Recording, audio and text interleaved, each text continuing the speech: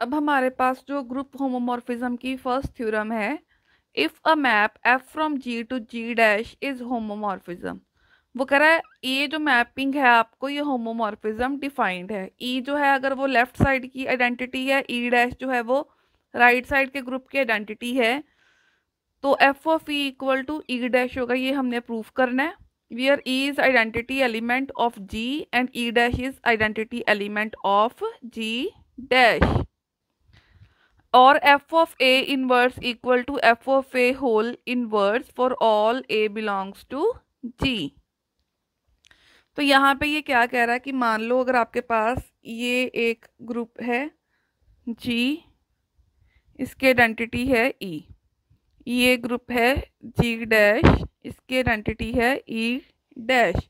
ठीक है, तो वो कह रहा है कि जो एफ ऑफ ई है वो ई डैश के इक्वल होगा। हमें ये प्रूफ करना है।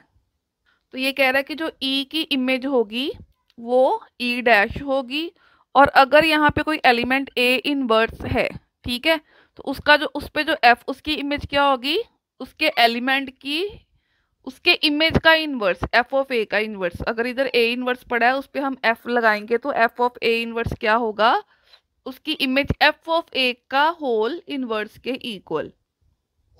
इसका प्रूफ देखो, since f from G to G dash is homomorphism, therefore homomorphism की डेफिनेशन अभी पढ़ी है कि f of a b equal to f a into f b होता है for all a b belongs to G. Since e is the identity element of G, ये हमें given है, और ई डैश जो है वो identity element of G dash, ये हमें गिवन है। तो सबसे पहले हम क्या प्रूफ करेंगे कि f of e equals to E dash.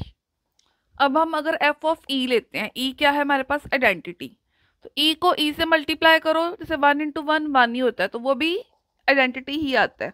अब यहाँ पे हम होमोमॉर्फिज्म की प्रॉपर्टी से इसको ओपन करेंगे। F of e into e क्या होएगा, f of e into F of e. इसको हम फर्स्ट इक्वेशन सपोज कर लेंगे ऑल्सो।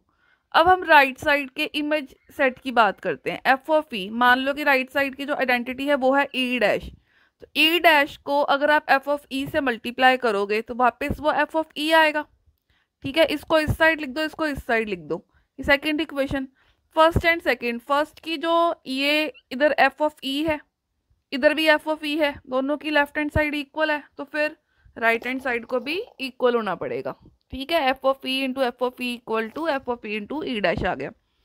अब लेफ्ट कैंसिलेशन लॉ से f of e cancel out हो गया, तो यहाँ से क्या आ गया, f of e equal to E dash, और यही चीज़ हमने इसकी प्रूफ करनी थी। अब हमने सेकंड पार्ट में प्रूफ करना है F of A inverse equal to F of A whole inverse. ठीक है, मीन्स अगर हम ये प्रूफ कर दें कि एफ ऑफ ए का जो इनवर्स है वो ये है, ठीक है, तो इनवर्स की डेफिनेशन हमें पता है कि क्या होती है, कि अगर कोई एलिमेंट को F of A into F of A inverse equal to E dash हो, राइट साइड के इमेज सेट की हम जी डैश के एलिमेंट की बात कर रहे हैं, equal to F of A inverse into F of a हो, तो इसका जो इन्वर्स होगा वो ये होगा। ठीक है, तो पहले हम इन दोनों का प्रोडक्ट लेके यहाँ पे कंसिडर करके चलते हैं। तो होमोमॉर्फिज्म से हमें पता है कि f of A into F of A inverse, f of A into a inverse आ जाएगा, ये जी के एलिमेंट्स हैं, और हमें पता है जी में अगर ए कोई एलिमेंट हो और एलिमेंट को उससे इनवर्स, एलिमेंट को उसके इनवर्स से मल्टीप्लाई किया जाए ग्रुप में, तो वो उसके आइडेंटिटी के इक्वल होता है एफ ऑफ ई के। और अभी हमने फर्स्ट पार्ट में प्रूफ किया था कि जो एफ ऑफ ई है वो मेरी ई डैश है, हमने इसकी वैल्यू इसके इक्वल प्रूफ कर दी। सिमिलरली हम इन दोनों का प्रोडक्ट भी ई डैश के इक्वल प्रूफ कर देंगे। मींस इन दोनों को कंबाइन करेंगे तो F a into F A inverse E dash है, और ये इसके इक्वल है। इसका मतलब ये इनवर्स, इसका जो इनवर्स है वो इसके इक्वल है, क्योंकि ये जो एलिमेंट्स थे जी डैश के थे और जी डैश की आइडेंटिटी ई डैश थी। तो अगर एक एलिमेंट है उसको उसके इन्वर्स से मल्टीप्लाई किया जा रहा है और आइडेंटिटी आ रही है, इट मीन्स इसका इन्वर्स ये है। तो इस inverse of f of a means f of a का होल इन्वर्स इसके इक्वल है। इसको इधर लिख दो, इसको इधर लिख दो, यही चीज़ हमने प्रूफ करना था। बहुत इजी कंसेप्ट था, बहुत इजी थ्योरम थी।